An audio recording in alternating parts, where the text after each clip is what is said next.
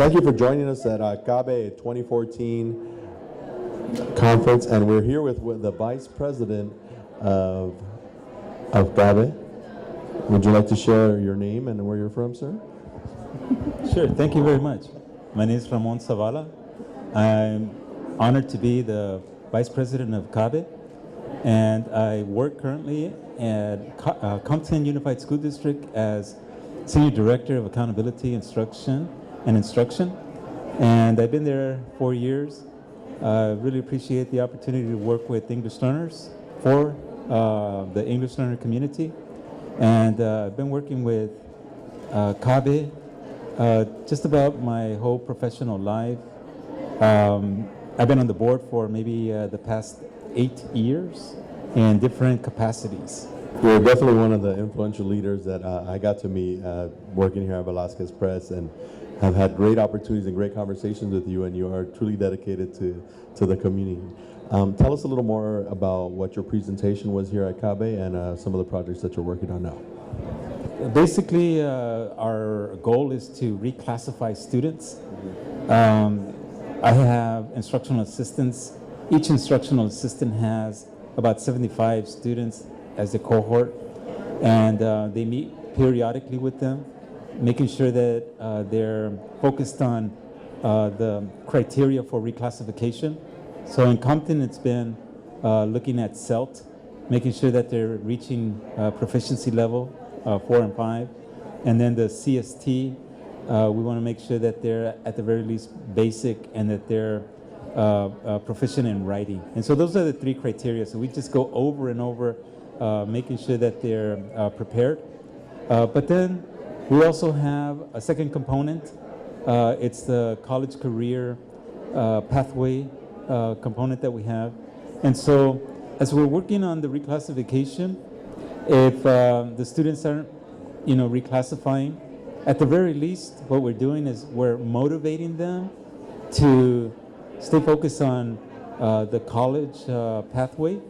And so we provide them lots of different opportunities for them to become more aware of college and careers. There's a third component that we have, and that's reaching out to the families, their parents. And so we have meetings with parents and the students, monthly basis, where we go over the criteria again, and we also go over the college career readiness. And so we're trying to engage the parents. So we want the parents to develop a college-going culture at home. And so we don't just want to work from the school side. We want to make sure that they're also creating a college-going culture at home. And so every time we have these parent family night meetings, I end the meetings with a data chat between the parent and the student.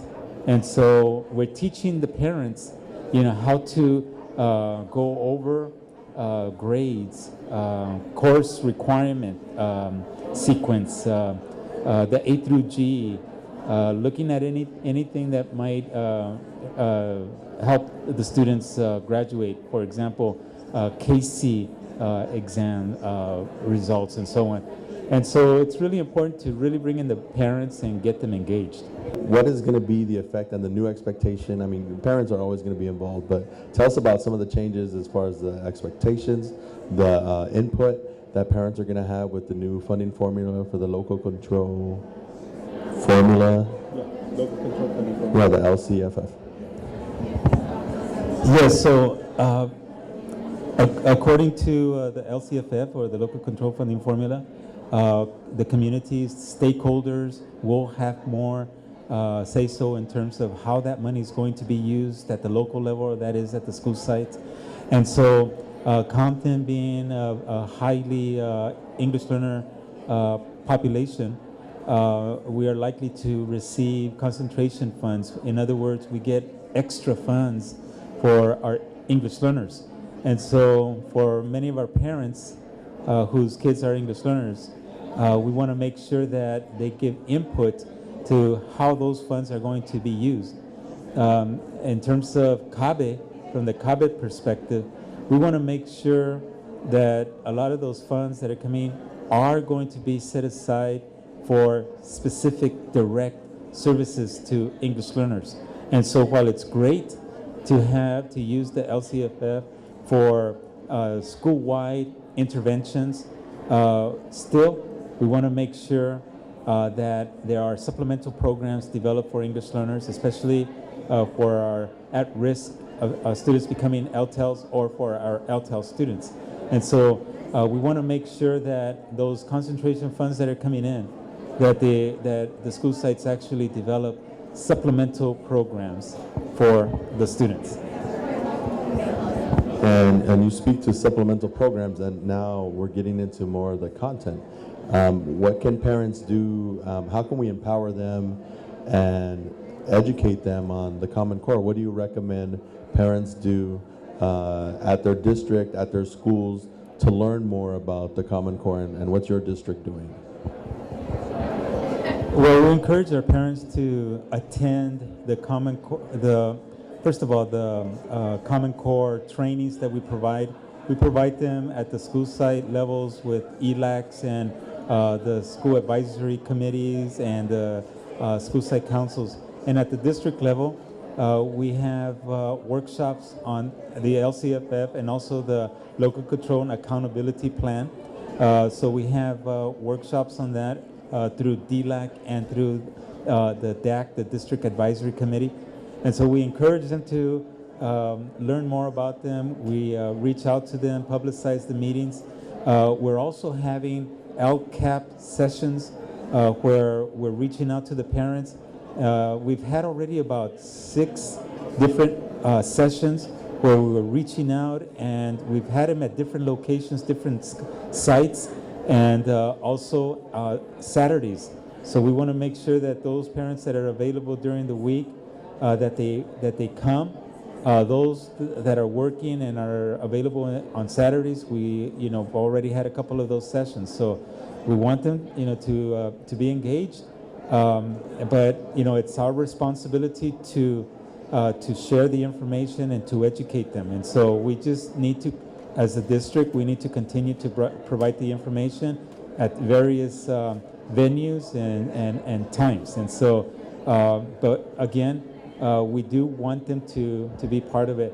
I also have the pleasure of having Project to Inspire through CABE, and they are providing information regarding those initiatives, the LCFF and the LCAP.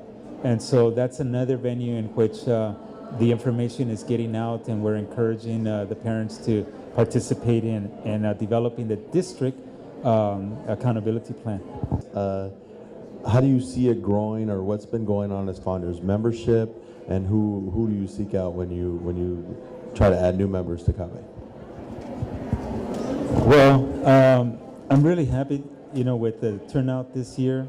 We had allocated funds for about 3,400 or so attendees, but I'm sorry, let me take that back. We were allocating for about 2,100, but actually, we started seeing the numbers were coming up at about 3,400, so we were really excited about it.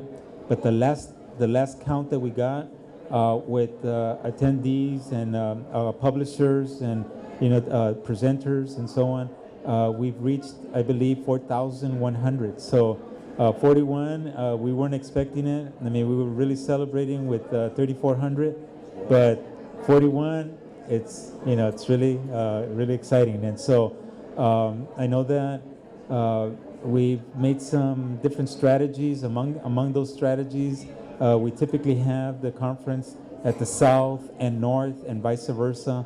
And so last year we were in the South. We were in Long Beach. We decided to continue this year down south because, we had our national affiliate NABE in the south in San Diego, and so we had some collaboration in mind, and so we stuck around in the south. But typically the south, it's a little bit more populated, and so we wanted to reach out and try to get those numbers up. And so it worked out well for us as we see the numbers at 4,100. Next year, we're off to San Diego, and we think that we're going to sustain the numbers. That'll be our expectation, and I just hope that we surpass that number. And thereafter, we're going to San Francisco in 2016. And so we're really excited about that.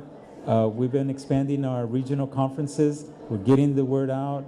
We have a professional development component with Elizabeth Jimenez taking the reins, and we're getting out to different districts and promoting English learner pedagogy. And so we're really excited about that. And so there's lots of things. And I must say, I'm really proud that we have Francisca Sanchez as our leader, our president. She brings a wealth of knowledge with regards to EL pedagogy, curriculum and instruction, and just expertise in organization. And so she's developed the CABE Compass, where she's identified 4 focus areas, and she's got all of us very focused on it. We had a wonderful joint delegate assembly on Wednesday, where we have all the chapter presidents come together, and we worked on the CABE Compass to begin putting it to action.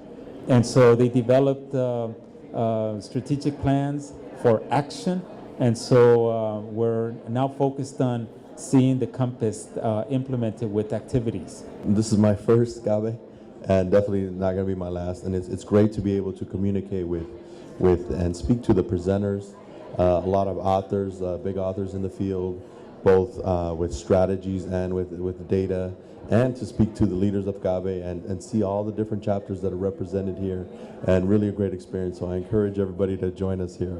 Any additional comments or things you'd like to say? Well, thank you for your comments, which reminds me to thank the publishers, the presenters that are here, and a special thanks to Velazquez for the support that they've given to CABE for the past several years.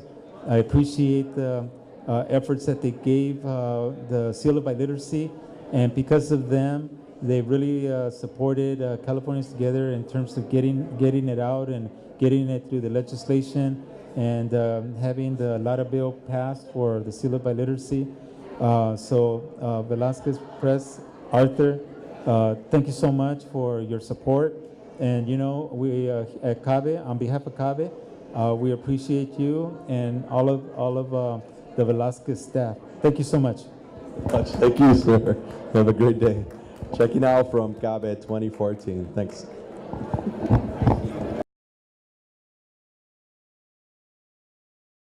Take 2. Action. Take 2.